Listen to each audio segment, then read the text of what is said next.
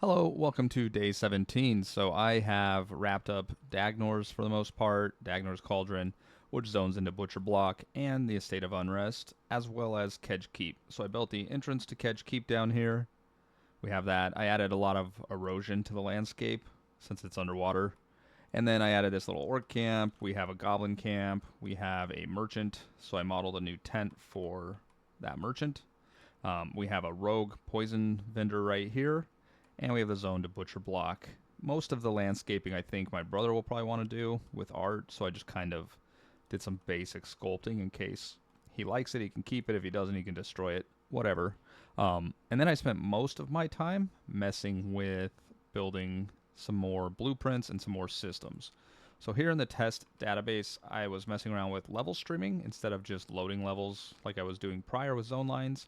So I built a level streamer, which is kind of crazy. So if I unclick this, I set it to Greater Fate Arc as a streamed level, so you can see that it just kind of overlaps it and loads it, which causes some lighting issues. So I don't think this will be the end result. I'm actually going to use a different method for multiplayer where the server loads. I might implement this for single player, but probably not. I think the open level's fine. One of the perks of level streaming is that you can carry game state. Also, levels load as soon as they actually load on the physical machine instead of having maybe a little bit of a built-in delay. So I built this new zone line. This is the new style, and this will handle level streaming. So I'll just show you what that looks like.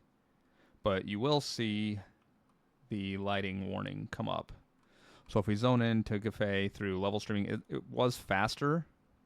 And then I can zone back via test here. So I built these little zone lines, and now it just loads super quick. But if I use the old school zone line, it still loads plenty fast in my opinion, and we don't have that lighting issue as you can see. So that's one of the things I did. And then another thing I did was I added sight, sound, and damage sense to this AI. So right here, if we look at the AI with the debugger, and then I can hit their perception.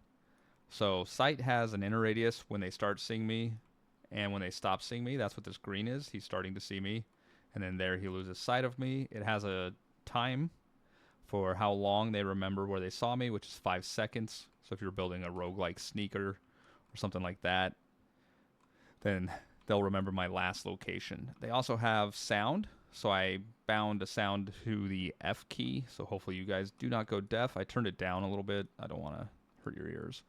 But inside this yellow circle, if I make a sound, you can see that yellow orb. They notice the sound. And then for damage, I bound that to the X hotkey so I can just simulate damage. And they'll give me a red location anytime I'm simulating that damage to the enemy. So I'm hoping all of these work really well with the aggro system in EverQuest, since rogues and monks can sneak, and then rogues can hide. So I should be able to handle that. Also, I made a cone of vision, so these 3 little triangles here are actually the vision that the AI has. I also made it so that when they sheath their weapons, they just disappear now. So when I put them back in patrol mode, the weapon actually disappears. Also, I fixed that bug where if they start swinging at me, they don't keep facing me while they run back. They actually just leash back appropriately. So I fixed all of those bugs. I also noticed that with this new physics material, if they run up here, they fall through, which is kind of amusing. So, but that's so far in the future. I'm not really worried about it. But yeah, I'll be building that system out, and hopefully that comes out really nice. And next up for levels is Kedge Keep, which will probably take several nights. But luckily the weekend's coming up, so maybe I can put some time into it. So, thank you.